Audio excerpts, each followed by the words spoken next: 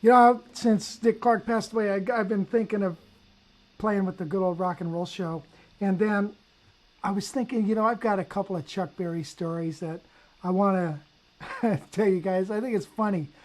But I've always heard that it's an experience playing with Chuck Berry. I only played with him twice. Both times were very memorable. And it's funny because you hear these things, and man, here's Chuck Berry. I've been listening to him for years. He's the most copied guy, and geez. So, all right, we're going to play in Dallas. It's at some soccer field with the Dick Clark Rock and Roll Show. And on the show was, I think, the Coasters, Freddie Cannon, somebody else, I think Little Anthony, and then Bo Diddley and Chuck Berry. Bo Diddley were kind of like always in Chuck Berry in competition with each other. So, anyway, before the show starts, we're in the green room or whatever, and Chuck Berry comes in, and I thought, wow, this is cool. There's no rehearsal or nothing. But I thought he might want to talk about what he wanted to do, So I go over and say, hi, Mr. Berry, my name's Rich, and I'm going to be playing guitar with you. And he says, no problem, man, and walks away. And the sax player did the same thing, It's like, what are we going to do? Well, I don't know. So it was kind of funny. It was kind of strange. So anyway, Bo Diddley gets up there. Okay, the show is going great. It's after a soccer game. Everybody's riled up to begin with. Bo Diddley, he does his thing, and he's knocking everybody out. He just topped it. That was the best I've ever seen him play, and he had energy. He was funny, and he was smoking. So now Larry Klein's on the mic. Ladies and gentlemen, the father of rock and roll, Mr. Chuck Berry. So I go.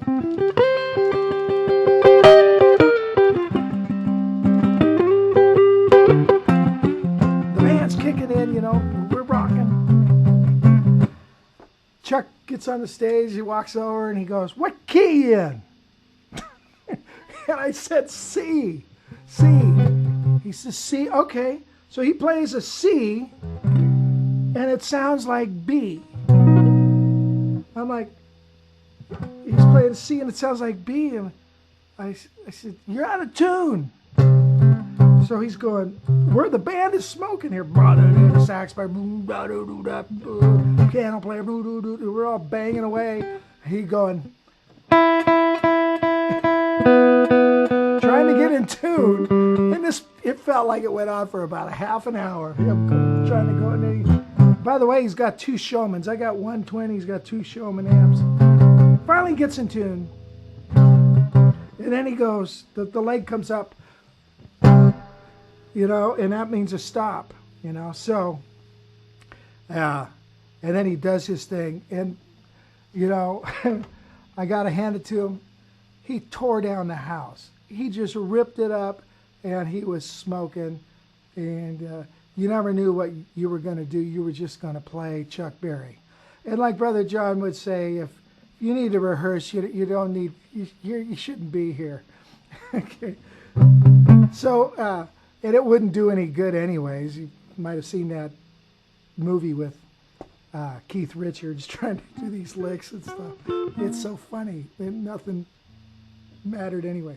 But I tell you, man, he tore down the place and it was great. So that's story number one. Story number two is Atlantic City. I think it's 1982 or 3 or something like that. Dick Clark's Rockin' New Year's Eve, live from Atlantic City, Caesar's Palace. The band was in there. Dick was supposed to be in New York, although he really wasn't. He was outside in the alley, but watching it on a screen, outside in the alley doing his commentary. Now, we were in the Caesar's Palace playing for the High Rollers, all the High Rollers. It was a beautiful set, all this old Harleys and cool-looking 57 Chevys all over. They brought them all in, and they got all these High Rollers here playing, getting drunk, waiting for New Year's Eve. The big camera crew, with the boom and the camera on the thing and that. And Chuck Berry is going to be playing. So we're backing up Chuck Berry. So, okay, so we get in there and everybody's all excited, you know. And Larry Klein goes to, says Chuck Berry's on stage. We're all standing around.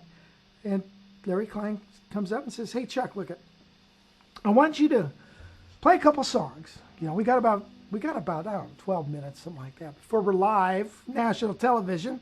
Okay, I want you to play a couple songs for people in here. And when you get the cue, I want you to play Roll Over Beethoven, and we'll be live. Okay, all right, sounds, yeah, all right. So Chuck goes up, he goes, and he plays Roll Over Beethoven. And we're, you know, the band's smoking, and the crowd is going nuts. You know, they're all rich, they got plenty of money, and they're and they're just partying.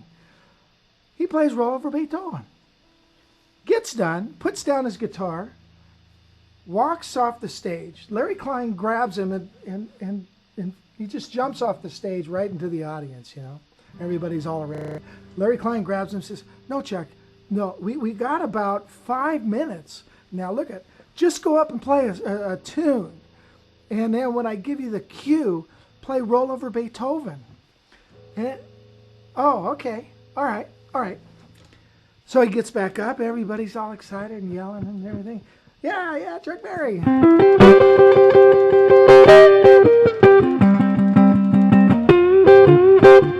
don't know what the lick is, to be exact, for all you purists. Anyway, he plays Roll Over Beethoven again. I'll write a little letter, gonna mail it to my local DJ. And so, it's this time it's more intense. We're just having a blast. And it's fun, and everybody's dancing. Even people jumped on stage, were throwing money around. It was weird. But anyway, so he's like, he plays Roll Over Beethoven. Gets done, everybody's applauding, yeah, screaming and yelling, puts his guitar on his stand, and just jumps off the stage and runs out the back of the room. It's like a banquet room at the Caesars. Runs out, runs through the crowd. Larry Klein comes up and he says, we got about 15 minutes or 15 seconds. Where's Chuck? I said, hey man, there he goes. He's going out the door. So what happens is you see that it goes to live television. You see Chuck Berry jump on the stage, grab his guitar and go, couldn't have staged it better. It was perfect. And then we did Roll Over Beethoven for the third and final time tonight, and it was smoking even better than it was before. So that was funny. Afterwards, we get all done. Dick, you know, and Dick Clark comes back to me and Mike Carr on bass, by the way, wonderful bass player, and an old friend of mine, even before the Dick Clark bass days. Dick Clark says to me and Mike, you know, because I think it was Larry said, you guys got to look like you're having fun, man. So, you know, dance around and, you know, we're a couple of goofballs. So like we're, you know, yeah, you know, and he says, man, you guys are a couple of hams. Yeah. So anyway, there was my Chuck Berry story. I always wanted to tell that. It's kind of funny. But I tell you, man, that guy can tear it up. You know, as far as the guitar licks, I think it was Brother John said it, you know, most everybody plays better Chuck Berry licks than he does. But I tell you, man, he's the father of it. And yeah, he's the rock and roll poet. There'll never be another Chuck Berry. Well, anyway, I thought I'd share that, and I'll talk to you later.